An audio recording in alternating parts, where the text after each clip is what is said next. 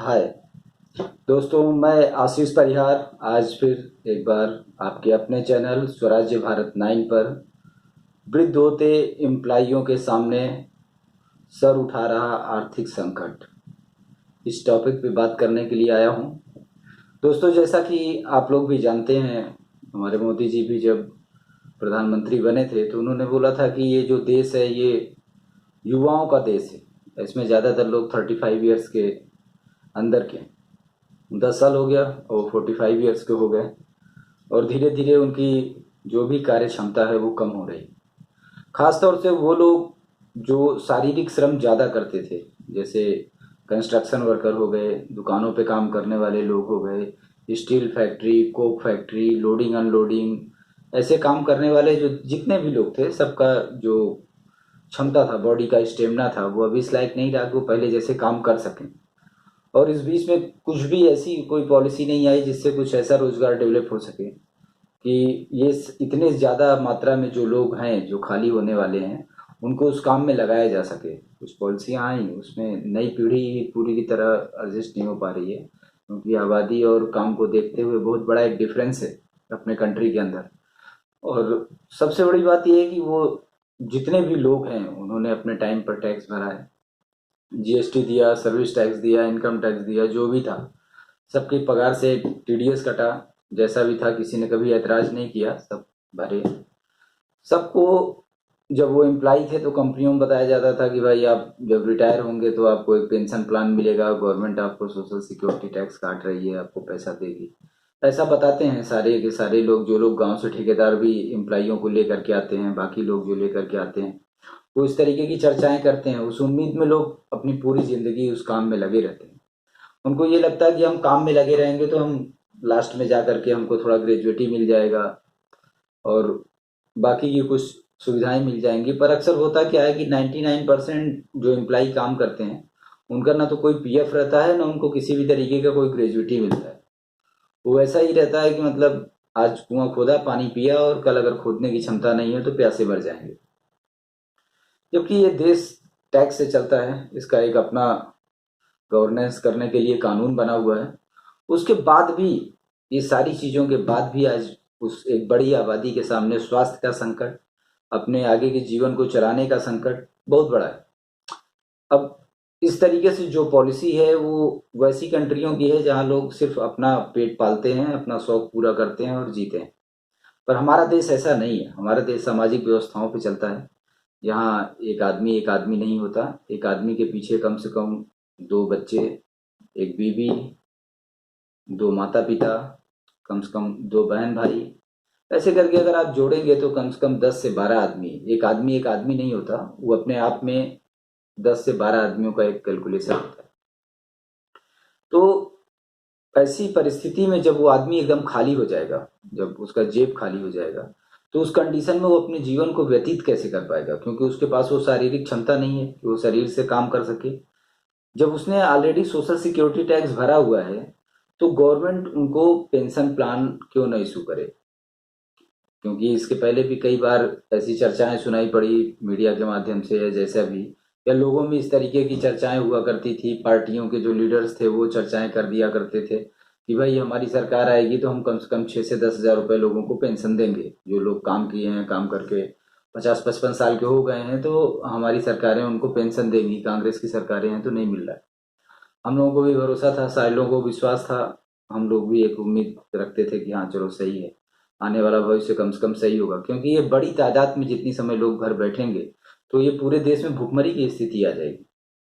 जो सिचुएशन चल रही है, जिस हिसाब से प्रॉपर्टियों का सर्कल रेट बढ़ रहा है, उनकी आने वाली पीढ़ियां घर का ईएमआई भरने में लगी रहेंगी।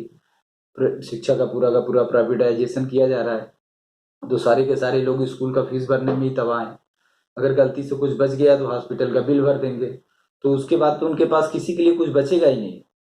अगर आज रियलिटी में देखा जाए तो ये कंडीशन है कि अगर कोई आदमी दुनिया छोड़ दिया तो 70-80% गांव के लोगों के पास भले नहीं दिख रहा है कि हाँ बहुत ज़्यादा संपत्ति है या बहुत ज़्यादा वैसे वैसे जी है, पर गांव के आदमी के पास कम से कम इतना तो है कि अगर उसके पास 10 बिस्वा ज़मीन है तो 10 बिस्वा ज़मीन है, वो उसी का है। उस पर अगर दो पेड़ लगा है तो दो पेड़ उसी का है। पर शहरों में ऐसा नहीं है। शहर में दिख रहा है कि इनके पास फ्लैट है, पर फ्लैट पे 20 लाख का जो लोन है, 2 करोड़ का जो लोन है, वो नहीं दिख रहा है। तो मतलब जो है वो कहने को है नहीं। अब जब इस सिचुएशन में रहेंगे तो वो अपने पिछली पीढ़ी को कैसे संभालेंगे? तो उस दौर को तो एक गुजरे हुए जमाने की चीज माना जाएगा कि हाँ, कभी बच्चे माता पिता को भी देखते थे। तो अभी वर्तमान में जिस टॉपिक पे हम लोग बात कर रहे हैं, ये जो एक बहुत बड़ा समूह अपनी सेवा से सेवानिवृत्ति की कगार पे आ गया है, अब वो सेवा देने में असमर्थ होने की कगार पे आ गया है, तो उसके लिए गवर्नमेंट पॉलिसी क्या बना रही है? हमारे जो जनप्रतिनिधि हैं, चारों तरफ हल्ला सुनाई पड़ रहा है, कोई 2024 का चुनाव लड़ रहा है, तो कोई अपने पोते के जमाने का चुनाव लड़ रहा है, तो कोई सरकार बोल रही है कि आज से 40 साल बाद हम ये कर देंगे, कोई बोल रहा है हम 20 साल बाद ये कर देंगे। उनका खुद का उम्र भले 40 साल ना हो, पर वो 40 साल बाद कुछ ना कुछ करने का प्रॉमिस कर रहे हैं। ठीक है, जो भी है, 40 साल बाद किसने क्या देखा है, क्या होगा क्या नहीं होगा। अभी तुरंत में जो चीज़ है उसके लिए क्या करना है, इस बात का कोई चर्चा ही नहीं कर रहा है। और सबसे बड़ा एक अजीब सा मैटर देखने में आ रहा है कि जो मेन प्रॉब्लम है सामने, जिस बात का पब्लिक टैक्स भर रही है, उस बात पे चर्चा ना करके तीसरी चौथी पांचवी चर्चा हो रही है। अब मार्केट में एक दौर सा चल पड़ा है कि कुछ न कुछ चर्चाएं चलती ही रहती हैं, मीडिया में भी खबरें चलती रहती हैं। मतलब एक सीरीज में ऐसा चलता है कि जो हमारा मूलभूत काम है, जो मेन वर्क है, मतलब जिस बात के लिए हम गवर्नमेंट को टैक्स देते हैं, वो बात हम कभी गवर्नमेंट से कर ही नहीं पाते, अपने जनप्रतिनिधि से कर ही नहीं पाते। कुछ न कुछ एक अलग घटनाक्रम, एक चौथा घटनाक्रम, एक पांचवा घटनाक्रम, वो चलता ही रहता है, खत्म होने का नाम ही नहीं लेता। तो हमारा ये नई गवर्नमेंट से अनुरोध है कि प्लीज़ वो इस बात पे ध्यान दें। अब वो जो भी लोग रिटायरमेंट के करीब हैं या उस एज के हो गए हैं, तो उनके लिए कम से कम गिरी से गिरी दशा में एक आदमी आज के दौर में 5,000 से कम का तो खाना नहीं खा सकता। अगर गांव भी अपने चला गया और खुद की ज़मीन है, उस पर हाउस टैक्स नहीं देना है, उसको कुछ नहीं देना है, अगर पीने का पानी है, तो हाँ, गांव में जीवन जीना शहर के अपेक्षाकृत आसान है। अगर वहां पर एक आदमी के पास 10,000 रुपये है, तो वो मियाँ बीवी जी सकता है, अच्छे से जिएगा। जी क्या सकता है, वो सामान्य जीवन जिएगा। शहर में तो नहीं जी पाएगा, यहाँ तो उसके लिए जीवन नर्क जैसा ही रहेगा महानगर के अंदर, क्योंकि वो उतने में जिंदा रहना उसका पॉसिबल नहीं। अगर आज शहर के किनारे पर भी कोई रहता है तो उसके पास 40 से 50,000 का इनकम होना चाहिए।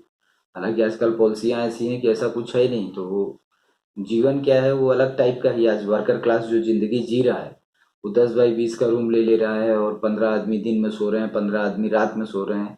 कुछ वर्कर हैं जो सो ही नहीं रहे हैं, दिन रात काम कर रहे हैं, वो कैसे जग रहे हैं पता नहीं, क्या काम कर रहे हैं मालूम नहीं।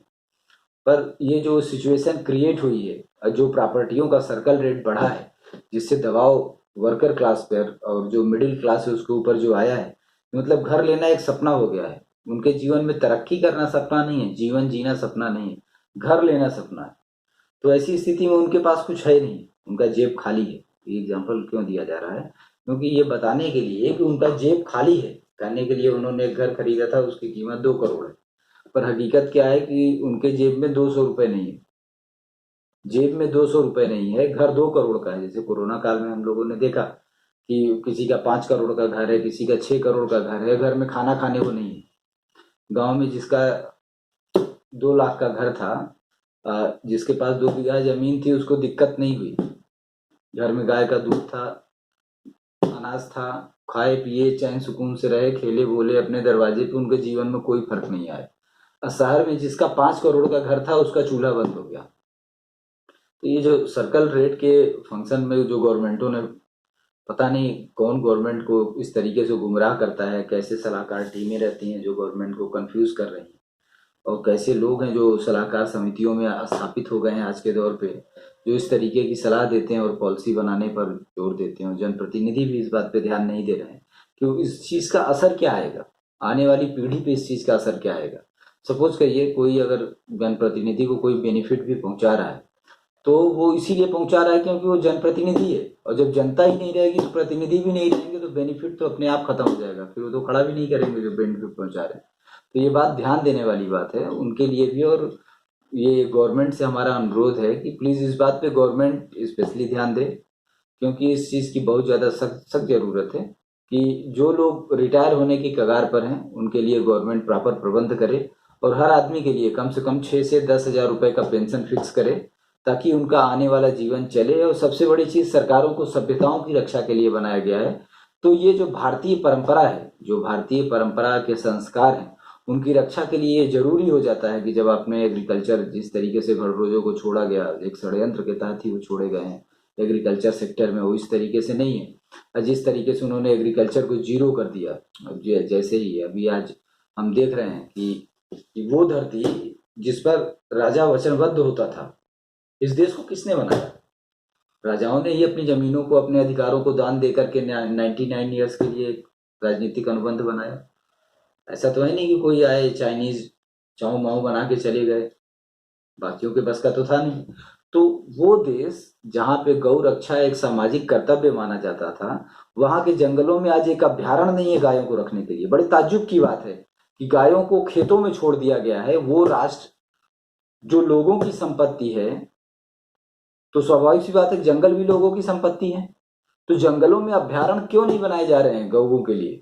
क्या हमारी गौएं जंगलों में चर नहीं सकती? उनको चारागाह नहीं दिया जा सकता? क्यों नहीं दिया जा सकता? अगर जंगल और गाय का साथ चोली दामन का साथ होता है, मिट्टी क्या है? गाय ही मिट्टी है। गाय के गोबर से ही मिट्टी बनती है। अगर खाद में दम होता तो खाद फेंक करके मोरम पे ही खेती कर ली जाती। नहीं, खाद में कोई दम नहीं होता। खाद मिट्टी के दम को निचोड़ता है। अब मिट्टी में दम क्या होता है? मिट्टी में दम सिर्फ गोबर की खाद का होता है। गोबर की खाद कौन सा? गाय के गोबर, क्योंकि वो हार्ड होता है। जब कच्चा गोबर के कहीं गिरता है, जो लोग गांव घर के हैं वो जानते हैं इस बात को, तो वो इतना ज्यादा हार्ड होता है कि वो नॉर्मल बालू को, कंक्रीट को चूरे में बदल देता है। गोबर इतना ज्यादा स्ट्रांग होता है। तो जानवर जो गोबर करते हैं जंगलों में चारों तरफ, उसी से जंगल हरे भरे रहते हैं, उसी से जंगलों में औषधीय वृक्ष पनपते हैं, उसी पानी के नीचे उतरने से नीचे का तराई क्षेत्र उपजाऊ होता है। अगर जंगल में जानवर ही नहीं होंगे, जंगल में अगर ये गायें नहीं होंगी, तो जंगल भी नहीं होंगे, जंगल में अपरदन भी नहीं होगा, जंगल की ताकत खत्म हो जाएगी। जंगल की जो मिट्टी है, उस मिट्टी की ताकत खत्म हो जाएगी। उस मिट्टी की ताकत इन गायों की वजह से। इस बात को लोग क्यों नहीं समझ रहे हैं? समझ में नहीं आ रहा है। तो बेसिकली जो कहने वाली बात है, आज लोग मूलभूत चीजों को समाप्त करने पे क्यों लगे हुए हैं? सरकारें इस बात पे ध्यान दें। यह हमारा अनुरोध है गवर्नमेंट से, सारे श्रमिक वर्ग की तरफ से यह हमारा अनुरोध है कि प्लीज आप इस बात पे ध्यान दीजिए। और जितने भी लोगों रिटायरमेंट के कगार पे आए 55 ईयर्स प्लस करके, जिन्होंने जॉब किया है, सबसे पहले तो सारे के सारे लोग इस बात पे ध्यान दें कि जो लोग नौकरी कर रहे हैं उनका डाटा हो। क्योंकि हकीकत ये है कि हमारे देश के अंदर कोई डाटा नहीं है कितने लोग नौकरी कर रहे हैं।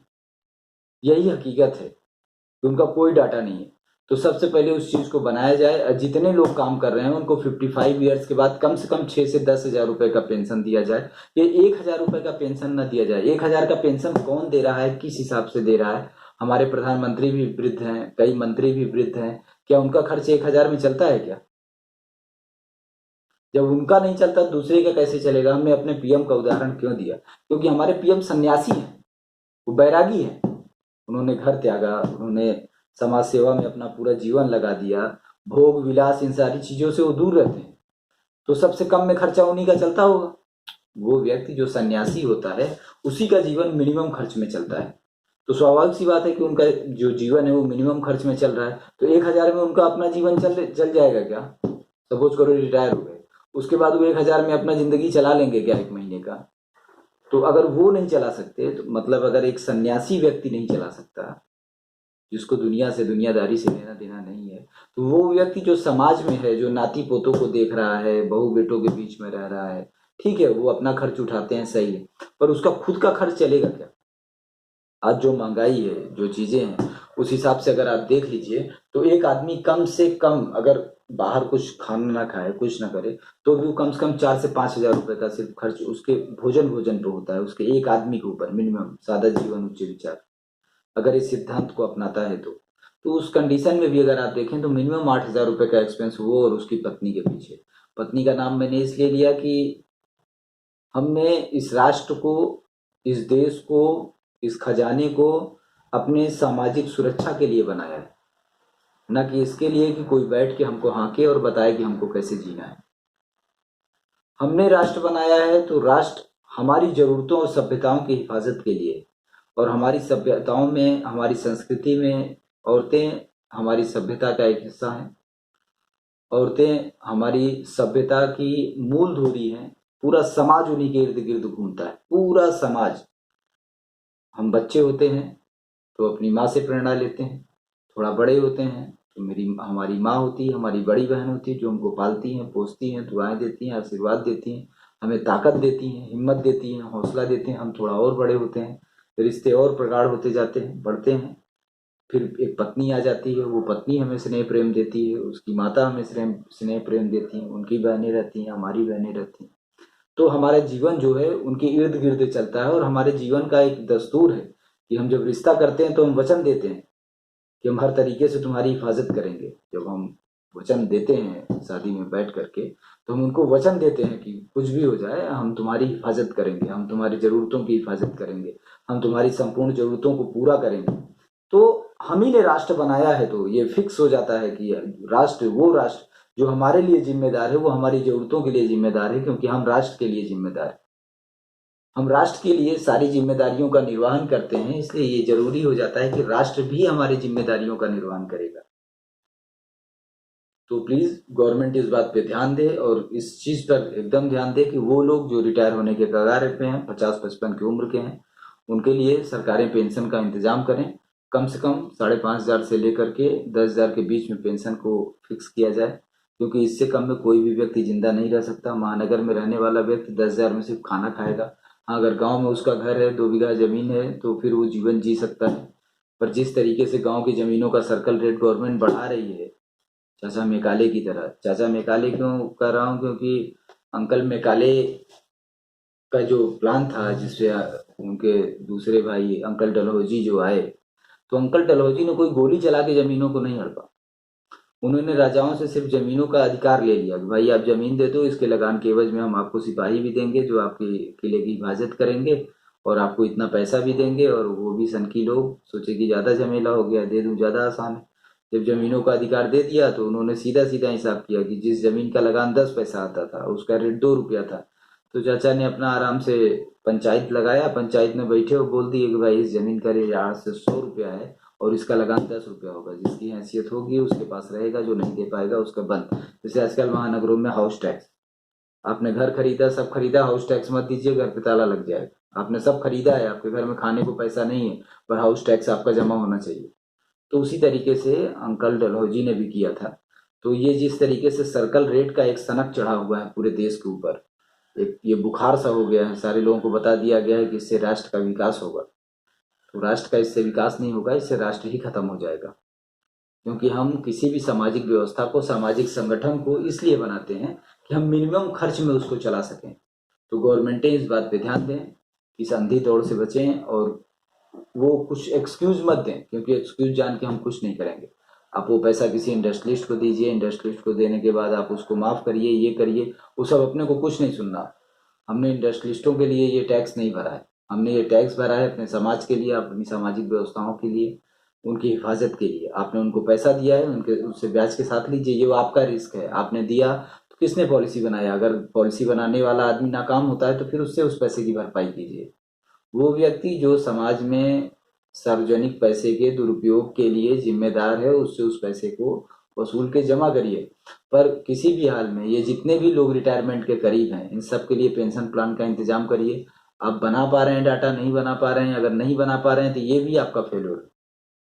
125 करोड़ आबादी में इतने सारे इम्प्लाई के लायक लड़के हैं, इतने सारे बच्चे बेरोजगार घूम रहे हैं, अगर आप उससे डाटा नहीं बनवा पा रहे हैं तो फिर अब इस किसका फेल्योर है? तो उसके लिए भी सिर्फ उनको पनिश करिए जिनकी रिस्पॉन्सिबिलिटी है इस चीज को करना। अब उसके लिए दूसरे बंदों को मत भेजिए, आप दूसरे को मत बताइए कि आपने बनाया नहीं। वो क्यों बनाएगा? वो तो टैक्स दिया है ना। वो टैक्स इसीलिए दिया है कि बनाने वाले आए, आकर के बना के जाएं। तो अब ये जो डलहौजी पॉलिसी है वो बहुत हो गया, इस पे अब पूर्ण विराम लगाने का वक्त आ गया।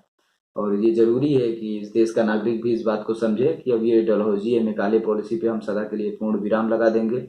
और जो भी है, क्योंकि सोशल सिक्योरिटी टैक्स पब्लिक ने भरा है, तो पब्लिक को सोशल सिक्योरिटी टैक्स के हिसाब से उसको 6 से 10,000 रुपए का पेंशन या 5.5 से 10,000 रुपए का पेंशन, जैसा भी स्टेट है, ये गवर्नमेंटें निर्धारित करें, ताकि राष्ट्र के अंदर भूखमरी, बेकारी, गरीबी का जन्म न हो। जय हिंद, जय भारत।